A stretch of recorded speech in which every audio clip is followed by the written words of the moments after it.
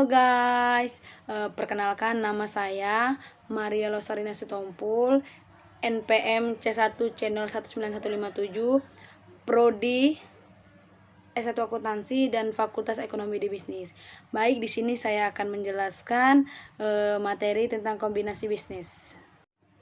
Baik, di sini saya akan menjelaskan materi tentang keuntungan kombinasi bisnis. Keuntungan akhir kombinasi bisnis adalah diperolehnya imbal hasil yang lebih besar kepada pemegang saham dibandingkan pada saat entitas sebelum melakukan kombinasi bisnis. Keuntungan kombinasi bisnis karena entitas mampu menghasilkan sinergi dalam kombinasi bisnis, sehingga jika nilai entitas sebelum bergabung 5 dan 3, maka hasil kombinasi bisnis harus mampu menghasilkan lebih dari 8 perusahaan. Selanjutnya saya akan menjelaskan tentang pengembangan bisnis. Kombinasi bisnis merupakan satu cara dalam mengembangkan usaha sehingga menjadi lebih besar. Pengembangan bisnis dapat dilakukan secara internal maupun eksternal. Pengembangan bisnis internal dapat dilakukan dalam bentuk entitas baru secara internal dalam rangka pengembangan bisnis. Entitas bisnis bahkan membentuk entitas anak melalui penyetoran modal secara tunai.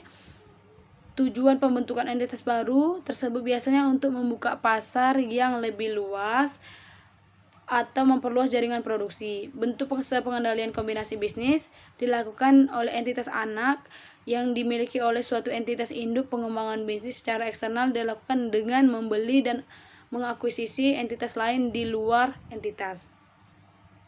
Baik, di sini ada aspek dalam kombinasi bisnis. Kombinasi bisnis mampu mengeklarasikan pertumbuhan perusahaan sehingga dapat berkembang jauh lebih cepat dibandingkan jika melakukan pertumbuhan secara alami melalui peningkatan produksi dan skala usaha. Kombinasi bisnis ini akan menjadikan perusahaan besar sehingga struktur kepemilikannya menjadi rumit. Kemudian ada jenis kombinasi bisnis. Nah, di sini jenis kombinasi bisnis ada 3. Yang pertama ada integrasi vertikal, adalah yang dimana kombinasi bisnis dapat melakukan akuisisi entitas yang memiliki hubungan pemasok atau distribusi. Dalam integritas ini entitas dapat melakukan akuisisi hilir dengan melakukan akuisisi yang pada jalur distribusi atau akuisisi hulu dengan melakukan akuisisi pada jalur pemasok. Yang kedua ada integrasi horizontal, yang dimana kombinasi bisnis itu dapat dilakukan akuisisinya entitas yang menghasilkan produk sejenis atau produk yang berkaitan, semisal entitas produsen mie instan mengakuisisi entitas produsen kecap saus makanan kecil lainnya yang bahan baku jenis lainnya dengan mie instan. Yang ketiga ada konglomerasi, adalah kombinasi bisnis dengan melakukan akuisisi entitas yang tidak memiliki hubungan dengan entitas. Hasil dari integritas akan terbentuk perusahaan konglomerat, yaitu grup usaha dengan berbagai produk yang dihasilkan dan bergerak dalam beberapa industri yang berbeda. Selanjutnya ada bentuk entitas. Bentuk entitas ada 3. Yang pertama ada merger, yang dimana kombinasi yang dilakukan dengan merger ini menggabungkan 2 atau lebih entitas yang diakuisisi dan dibubarkan, serta semua aset dan liabilitasnya diambil alih pihak yang mengakuisisi. Yang kedua ada konsolidasi. Konsolidasi yang dimana ialah kombinasi bisnis dengan membentuk suatu entitas baru yang akan mengambil alih semua aset dan liabilitas entitas yang bergabung. Entitas baru dibentuk dengan mengambil alih semua aset dan liabilitas entitas yang bergabung telah dibubarkan.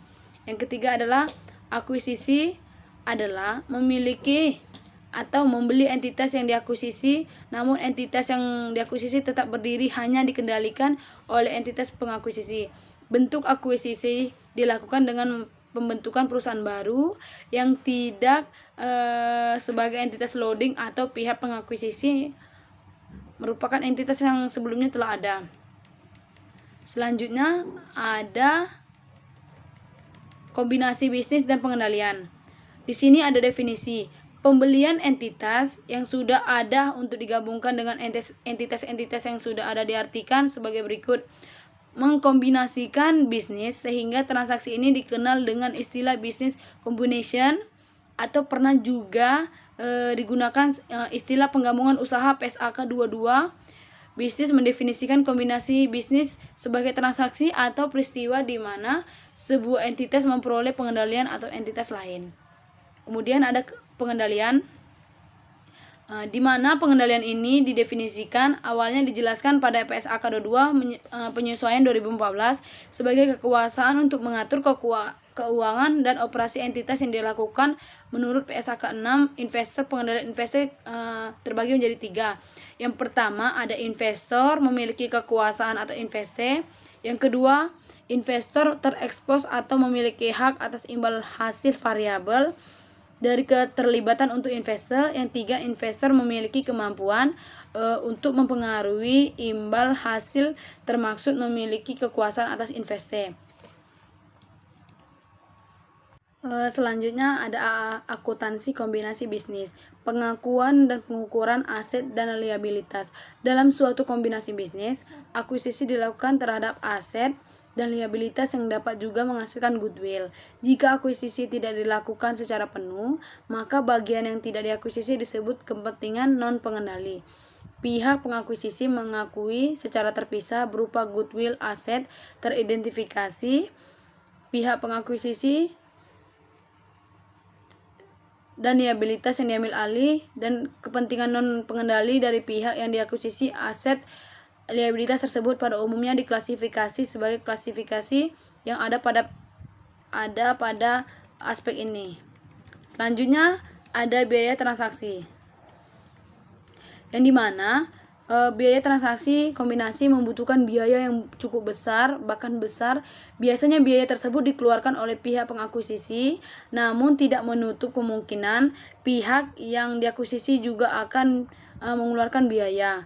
Karena kenapa? Biaya tersebut mencakup biaya makelar hukum, akuntansi, penilaian, dan biaya profesional atau konsultasi, biaya administrasi umum, dan biaya pendaftaran serta penerbitan efek utang dan efek ekuitas. Selanjutnya, kemudian ada imbalan yang dialihkan. Dalam suatu kombinasi bisnis, pihak pengakuisisi membayar imbalan pada pihak yang diakuisisi atas akuisisi yang dilakukan. Pada prinsipnya, pembeli sebuah bisnis seperti halnya pembeli suatu aset secara tunai, maka imbalan yang dialihkan atas pembelian tersebut adalah kas. Imbalan dalam kombinasi bisnis dapat berupa kas non kas lainnya, efek utang atau efek ekuitas yang diterbitkan oleh pihak pengakuisisi.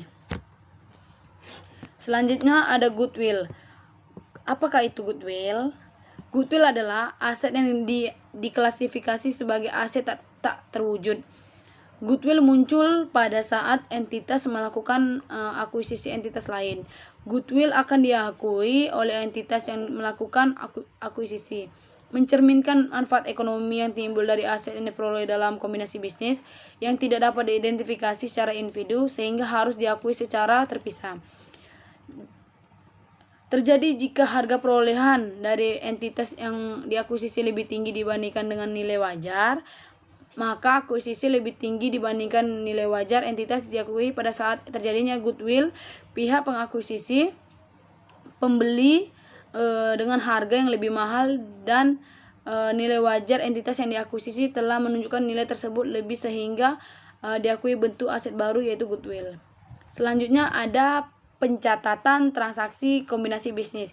Di sini pencatatan transaksi kombinasi bisnis ada 5. Yang pertama yaitu entitas yang diakuisisi menjual aset bersih dan kemudian entitas tersebut dibubarkan. Yang kedua, entitas yang mengakuisisi menerima aset dari entitas yang dibubarkan. Yang ketiga, entitas yang mengakuisisi menjual aset namun tidak dibubarkan. Yang keempat, entitas yang mengakuisisi menerima aset dari entitas yang tidak dibubarkan. Yang kelima, entitas mengakuisisi kepemilikan entitas lain dan entitas tersebut tidak dibubarkan. Untuk pencatatan pihak yang mengakuisisi tersebut, perbedaan jurnal jika pihak pengakuisisi menerima aset. Akuisisi perusahaan dapat juga terjadi tanpa pembubaran pihak yang diakuisisi. Jika perusahaan tidak dibubarkan, maka pihak pengakuisisi akan mencatat tersebut sebagai investasi pada entitas anak sebesar harga perolehan dan akan dicatat mendebit investasi pada entitas anak dan mengkredit sebesar imbalan yang diserahkan. Selanjutnya ada pembelian diskon. Ini apakah pembelian diskon? Pembelian diskon tidak semua akuisisi menghasilkan goodwill. Terkadang pihak mengakuisisi melakukan pembelian pada nilai imbalan yang lebih rendah daripada nilai wajar aset teridentifikasi liabilitas yang dialih. Pembelian diskon yaitu suatu kombinasi bisnis yang mana jual nilai wajar aset teridentifikasi yang diperoleh dan liabilitas yang diambil alih melebihi nilai agregat atau imbalan yang dialihkan ditambah kepentingan ekuitas yang sebelumnya dimiliki oleh pihak pengakuisisi ditambah kepentingan non pengendalian pada pihak yang diakuisisi. Selanjutnya ada yang namanya akuisisi bertahap. Di akuisisi bertahap ini terjadi ketika proses akuisisi tidak melakukan sekaligus tetapi sebelumnya entitas pengakuisisi ini memiliki kepemilikan pada entitas yang dia akuisisi. Misal A saat ini memiliki 30% kepemilikan di entitas B. Kemudian entitas A menambah kepemilikannya sebesar 25%, sehingga entitas A total memilikinya adalah 55%. Kepemilikan entitas B, jika dengan 55% entitas A memperoleh pengendalian, maka proses pembelian 25% saham tersebut merupakan bentuk akuisisi bertahap. Transaksi kombinasi akan diterapkan saat pembelian tambahan 25% pada saham entitas B. Selanjutnya, kombinasi bisnis tanpa pengalihan imbalan investasi pada entitas lain yang awalnya tidak memiliki pengendalian, namun pengendalian dapat diperoleh tanpa adanya pengalihan imbalan.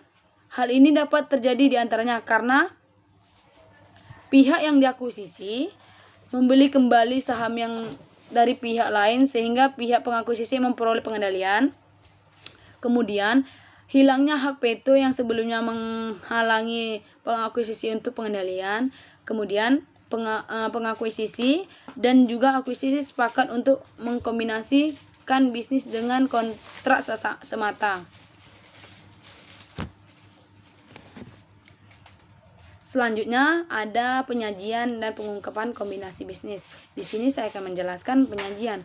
Pada akuisisi aset bersih, merger, dan konsolidasi, seluruh aset teridentifikasi liabilitas pihak yang diakuisisi langsung dengan secara individual. Karena kenapa? Pada tanggal akuisisi oleh pihak pengakuisisi nilai wajarnya, aset dan liabilitas pihak yang diakuisisi tersebut, goodwill yang timbul akan digabungkan dengan aset dan liabilitas pihak pengakuisisi dan disajikan pada laporan keuangan pihak pengakuisisi.